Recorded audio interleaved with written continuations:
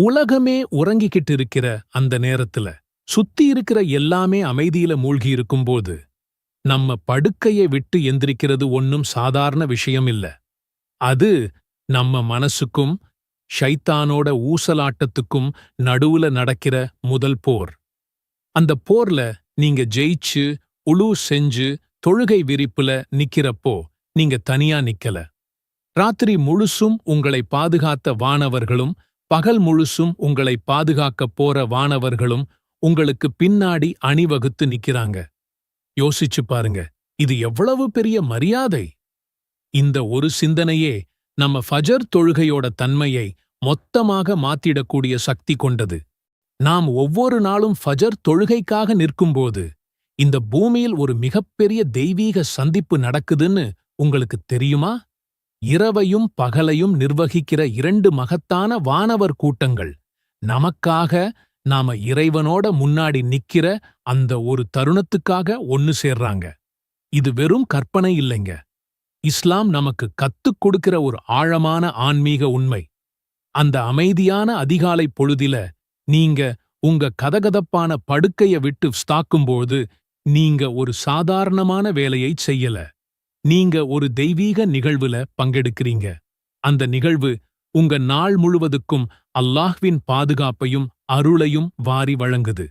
ஃபஜர் தொழுகையோட இந்த ஆன்மீக உயரத்தை பற்றியும் உங்கள் மீது இறைவனின் கருணை எப்படி பொழியுது என்பதை பற்றியும் தான் நாம இன்னைக்கு விரிவாக பார்க்கப் போறோம். ஃபஜர் தொழுகையை மற்ற தொழுகைகளிலிருந்து எது தனித்துக் காட்டுகிறது தெரியுமா? அதன் பாங்கொலியில் ஒளிந்திருக்கும் அந்த ஒரு வாக்கியம்தான். அதை விட தொழுகை மேலானது. இது வெறும் தொழுகைக்கான அழைப்பு மட்டுமில்லை. இது ஒரு ஆழமான நினைவூட்டல். இந்த உலகத்தின் தற்காலிக சுகத்தை விட நம்மை படைத்தவனுடனான தொடர்பு எவ்வளவு உயர்ந்தது என்பதை உணர்த்தும் ஒரு அழைப்பு. ஏன் இந்த குறிப்பிட்ட தொழுகைக்கு மட்டும் இவ்வளவு முக்கியத்துவம்? ஏன்னா இந்த நேரத்துல எந்திரிக்கிறது மனுஷ இயல்புக்கு ரொம்பவே சவாலானது. கதகதப்பான படுக்கை, போர்வை, ஆழ்ந்த உறக்கம்னு எல்லாமே நம்மள இழுத்துப் பிடிக்கும். ஷைத்தான் அவனோட முழு பலத்தோட இன்னும் ராத்திரி இருக்கு, தூங்கு என்று நம்ம காதுகள்ல ஊதுவான். நபி ஸல்லல்லாஹு அலைஹி வஸல்லம் அவர்கள் சொன்னது போல தூங்குற ஒருத்தரோட பிடரியில ஷைத்தான் 3 முடிச்சுகளைப் போடுறான். நீங்க கண் விழித்து அல்லாஹ்வை நினைக்கும்போது முதல் முடிச்சு அவிழுது. நீங்க உலூஜ் செய்யும்போது 2வது முடிச்சு அவிழுது. நீங்க தொழுது முடிக்கும்போது 3வது முடிச்சும் அவிழ்ந்துடுது. அதுக்கப்புறம் பாருங்க, உங்க நாள் சுறுசுறுப்பாகவும் மன அமைதியுடனும் தொடங்கும். இல்லைன்னா சோம்பலும் குழப்பமுமாதான் அந்த நாள் விடுகிறது. அப்போ பாருங்க, ஃபஜர் தொழுகை என்பது சும்மா ஒரு வணக்கம் இல்லை.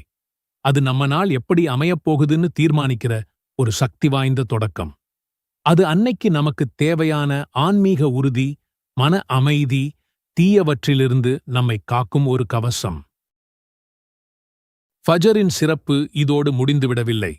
இதில்தான் அந்த அற்புதமே நிகழ்கிறது, வானவர்களின் சந்திப்பு. இதை வெறும் வார்த்தையா கடந்து போகாம கொஞ்சம் ஆழமா சிந்திப்போம். அல்லாஹ் இந்த பிரபஞ்சத்தை நிர்வகிக்க கோடிக்கணக்கான வானவர்களை படைச்சிருக்கிறான். அவங்கள ஒரு குழுவினர் இரவு முழுவதும் நம்மள பாதுகாக்கிறாங்க.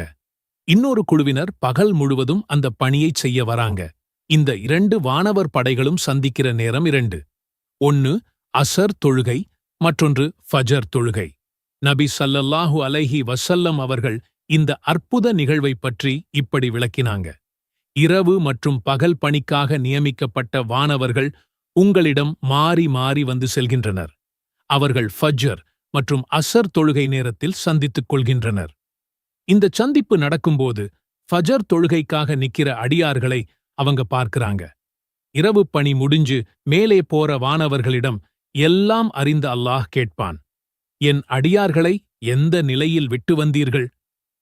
அதுக்கு அந்த வானவர்கள், யா அல்லாஹ், நாங்கள் அவங்க கிட்ட போகும்போதும் அவங்க தொழுது கொண்டிருந்தார்கள். அவங்களை விட்டு நாங்கள் பிரியும்போதும் அவங்க தொழுது கொண்டிருந்தார்கள் என்று சாட்சி கூறுவார்கள். சுப்ஹானல்லாஹ், என்ன ஒரு பாக்கியம் இது! அகிலங்களின் அதிபதியான அல்லாஹ்வின் சமூகத்திலே அவனுடைய பரிசுத்தமான வானவர்களால் நமக்காக ஒரு நற்சான்றிதழ் கொடுக்கப்படுது. இந்த அடியான் உலகமே தூங்கிக்கிட்டு இருந்தப்போ எனக்காக எழுந்து நின்னான் என்று அல்லாஹ்விடம் நம்ம பத்தி பேசப்படுது. இந்த சாட்சியத்தை விட பெரிய கண்ணியம் நமக்கு வேற என்னங்க வேணும்? இதைத்தான் அல்லாஹ் திருக்குரானில் எவ்வளவு அழகாகச் சொல்கிறான் பாருங்கள். சூரா அல் இஸ்ராவின் 78வது வசனத்தில நிச்சயமாக ஃபஜ்ருடைய தொழுகை சான்று கூறப்படுவதாக இருக்கிறது என்று குறிப்பிடுகிறான். அதாவது அந்த நேரத்தில் ஓதப்படும் குர்ஆன் வசனங்களுக்கும் செய்யப்படும் வணக்கத்திற்கும் இந்த வானவர்கள் சாட்சிகளாக இருக்கிறார்கள். நாம் தொழுகையில் தனியாக நிற்பதாக நினைக்கிறோம். ஆனால் உண்மையில் ஒளியால் படைக்கப்பட்ட வானவர்களின் ஒரு பெரும் கூட்டம் நமக்குச் சாட்சியாக நின்று கொண்டிருக்கிறது. இந்த உணர்வு நம் தொழுகையில் இன்னும் அதிக கவனத்தையும் பணிவையும் கொண்டுவரும். வானவர்களின் சாட்சியம் ஒரு சிறப்பு என்றால், இந்த தொழுகையை விடாமல் தொழுபவர்களுக்கு அல்லாஹ் வாக்களித்துள்ள பரிசுகள் ஏராளம். முதலாவது, அல்லாஹ்வின் முழுமையான பாதுகாப்பு. நபி ஸல்லல்லாஹு அலைஹி வஸல்லம் அவர்கள் கூறினார்கள், யார் சுபுஹ் தொழுகையை தொழுகிறாரோ அவர் அந்த நாள் முழுவதும் அல்லாஹ்வின் பொறுப்பில் இருக்கிறார். அப்படின்னா என்ன? அன்றைய தினம் முழுவதும் அல்லாஹ்வே நம்முடைய பாதுகாவலனாக ஆகிவிடுகிறான். இதைவிட ஒரு மன நிம்மதி தரக்கூடிய விஷயம் இருக்கா? அது மட்டுமா? மறுமையில் நமக்கு பிரகாசமான ஒளி கிடைக்கும். அந்த நாளில் சிராத் பாலத்தை கடக்கும்போது எங்கும் இருள் சூழ்ந்திருக்கும். ஆனால் நபி ஸல்லல்லாஹு அலைஹி வஸல்லம் அவர்கள் ஒரு நற்செய்தி சொன்னார்கள். யார் அதிகாலையின் இருளில் பள்ளிவாசல்களை நோக்கி நடந்து செல்கிறார்களோ அவர்களுக்கு மறுமையில் முழுமையான ஒளி கிடைக்கும் என்று நற்செய்தி கூறுங்கள். ஃபஜருக்காக நாம் எடுத்து வைக்கும் ஒவ்வொரு அடியும் மறுமையின் இருளில் நமக்கான ஒளியாக மாறுகிறது. இன்னொரு முக்கியமான வாக்குறுதி நரகத்திலிருந்து விடுதலை மற்றும் சுவனத்திற்கான நுழைவுச் சீட்டு. நபி ஸல்லல்லாஹு அலைஹி வஸல்லம் அவர்கள் மிகத் தெளிவாக கூறியுள்ளார்கள். சூரிய உதயத்திற்கு முன்னுள்ள தொழுகையையும் ஃபஜ்ர், சூரியன் மறைவதற்கு முன்னுள்ள தொழுகையையும் அஸ்ர் யார் தொழுகிறாரோ அவர் நரகில் நுழையமாட்டார். இன்னொரு ஹதீஸில் இரு குளிர்ந்த நேரத் தொழுகைகளை ஃபஜ்ர் மற்றும் அஸ்ர் யார் தொழுகிறாரோ அவர் சொர்க்கத்தில் நுழைவார் என்றும் கூறியுள்ளார்கள். இன்னொரு பரிசு என்ன தெரியுமா? இரவு முழுவதும் நின்று வணங்கிய நன்மை. இஷா தொழுகையை ஜமாஅத்துடன் தொழுதால் பாதி இரவு வணங்கிய நன்மையும், சுபுஹ் தொழுகையையும் ஜமாஅத்துடன் தொழுதால் இரவு முழுவதும் நின்று வணங்கிய நன்மையும் கிடைப்பதாக நபி ஸல்லல்லாஹு அலைஹி வஸல்லம் அவர்கள் கூறியுள்ளார்கள். கொஞ்சம் முயற்சிக்கு அல்லாஹ் எவ்வளவு பெரிய பரிசைத் தருகிறான் பாருங்கள். இறுதியாக இது நயவஞ்சகத்தனத்திலிருந்து நமக்கொரு பாதுகாப்பு. நபி ஸல்லல்லாஹு அலைஹி வஸல்லம் அவர்கள் கூறினார்கள், நயவஞ்சகர்களுக்கு ஃபஜ்ர் மற்றும் இஷாத் தொழுகைகள்தான் மிகவும் பாரமானவை. இந்த தொழுகைகளை பேணுவது நம் உள்ளத்தில் இருக்கும் ஈமானுக்கு ஒரு சான்றாக அமைகிறது. ஃபர்லான தொழுகையின் சிறப்பே இவ்வளவு என்றால், ஃபஜ்ருக்கு முன்னால் தொழப்படும் 2 ரகத் சுன்னத் தொழுகை இந்த உலகம் மற்றும் அதிலுள்ள அனைத்தையும் விடச் சிறந்தது என்று நபி ஸல்லல்லாஹு அலைஹி வஸல்லம் அவர்கள் கூறியுள்ளார்கள். அல்லாஹும்ம இன்னி அஊது பிக மினல் ஹம் வல் ஹஸன் வல் அஜ்ஸி வல் கஸலி வல் புக்லி வல் ஜுப்ன் வதலஇத் தைன் வகலபத்திர் ரிஜாலி. துஆவின் பொருள், இறைவா, வருங்காலத்தைப் பற்றிய கவலையிலிருந்தும் நடந்து முடிந்துவிட்டவை பற்றிய துக்கத்திலிருந்தும் இயலாமையிலிருந்தும் சோம்பலிலிருந்தும கஞ்சத்தனத்திலிருந்தும் கோழைத்தனத்திலிருந்தும் கடன் சுமையிலிருந்தும் பிற மனிதர்களின் அடக்குமுறைகளிலிருந்தும் நான் உன்னிடம் பாதுகாப்பு கோருகிறேன். இந்த துஆவை கத்துக்கிட்ட அபூ உமாமா என்ன சொன்னார் தெரியுமா? நபி ஸல்லல்லாஹு அலைஹி வஸல்லம் சொன்ன மாதிரியே நான் காலையிலையும் சாயங்காலமும் இதை ஓதிட்டு வந்தேன். அல்லாஹ் என் கவலை எல்லாத்தையும் காலி பண்ணிட்டான். என் கடன் எல்லாத்தையும் அடைக்க ஒரு சூப்பரான வழியையும் காட்டிட்டான். சுபஹானல்லாஹ்! இது என்ன மாதிரியான ஒரு பவர்ஃபுல் துஆ! நண்பர்களே, கஷ்டங்கள் நம்மள வீக் ஆக்குறதுக்கு வரல, நம்மள ஸ்ட்ராங் ஆக்குறதுக்கு தான் வருது.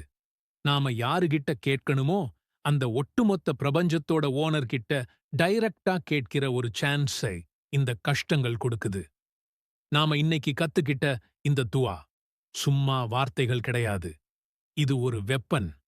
உங்க கவலை, கடன், துக்கத்துக்கு எதிரான ஒரு ஸ்பிரிச்சுவல் வெப்பன். இத ஜூமாவோட அந்த கோல்டன் ஹவர்ல முழு நம்பிக்கையோட யூஸ் பண்ணுங்க. உங்க டெய்லி லைஃப்ல ஒரு பகுதியா மாத்திக்கோங்க. கண்டிப்பா அல்லாஹ் உங்க கவலைகளை சந்தோஷமா மாத்துவான். உங்க கடனை அடைக்க அவனே வழிகாட்டுவான்.